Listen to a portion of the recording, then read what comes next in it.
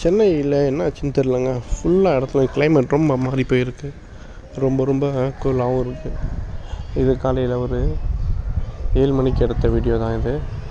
ஃபுல்லாக பார்த்திங்கன்னா இன்றைக்கி வேறு போகி டைமில் போகி போக வேண்டியதாக இருக்குன்னு பார்த்தா எல்லா இடத்துலையும் பனி மூட்டமாக இருக்குதுங்க. சூரியனை கூட நம்மளால் பார்க்க முடியலை. என்ன விஷயம்னா சூரியனே அந்த பனி மூடி தான் இருக்குது.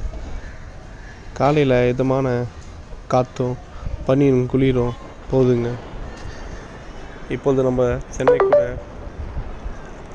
ஊட்டியாக மாறிட்டுருக்குங்க.